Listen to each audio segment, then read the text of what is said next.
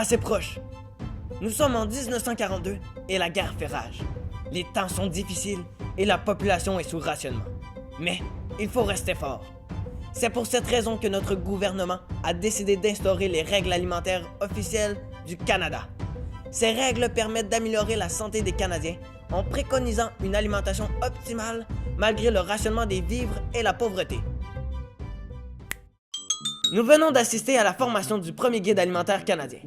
Mais depuis la Deuxième Guerre mondiale, plusieurs autres guides ont vu le jour, dont le plus récent en 2007.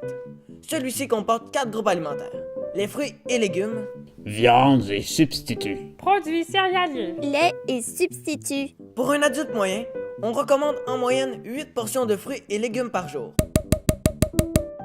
et moi 7. Et moi 2. 2 portions pour mon groupe. Que se passe-t-il, là? C'est parce qu'on m'a dit que je suis pas aussi important que ce qui est écrit dans le guide alimentaire. Et des experts accusent le guide alimentaire d'avoir été influencé par du lobbyisme, surtout dans les recommandations concernant le nombre de portions de produits laitiers à consommer par jour. Le lobbyisme, c'est quand des grosses compagnies influencent le gouvernement dans ses décisions. Par exemple, en 2016, l'industrie laitière a apporté 6,17 milliards de dollars en recettes.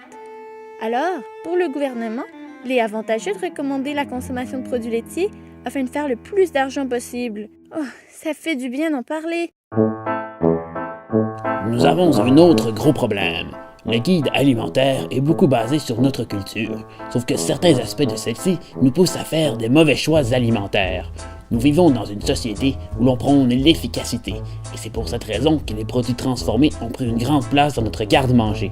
Cependant, ceux-ci sont souvent mauvais pour la santé. Notre guide alimentaire considère qu'un verre de jus de fruits équivaut à une portion de fruits, mais en réalité, même les jus constitués à 100% de vrais fruits contiennent autant de sucre et de calories qu'une boisson gazeuse. Choquant, n'est-ce pas?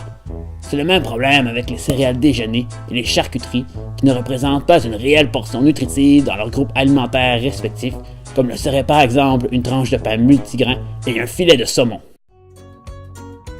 Cependant, nous gardons espoir, car un nouveau guide alimentaire est sur le point d'arriver. Selon Santé Canada, le nouveau guide aura plusieurs similitudes avec le guide alimentaire brésilien. Ce guide mise plus sur des recommandations alimentaires que sur des quantités. Par exemple, il recommande d'utiliser des aliments non transformés le plus possible, d'utiliser des huiles, sel et sucre en petite quantité et de manger à des heures régulières dans des endroits appropriés. Aussi, il nous avertit de faire attention aux publicités alimentaires. Ah, je connais aussi une solution. J'ai entendu parler de l'assiette d'Harvard, qui est une étude alimentaire menée sans aucun financement industriel. Cette étude recommande que la moitié de notre assiette soit composée de différentes variétés de fruits et légumes.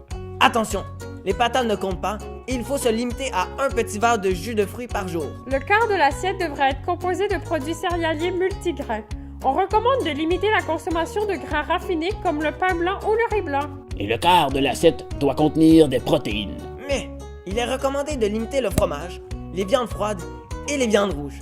Comme toi, steak. Non, mais c'est injuste! Au contraire, l'étude explique qu'il est préférable de favoriser les légumineuses, la volaille, le poisson rouge et les noix. Et même moi dans tout ça. Il est recommandé de limiter la consommation de produits laitiers de 1 à 2 portions par jour.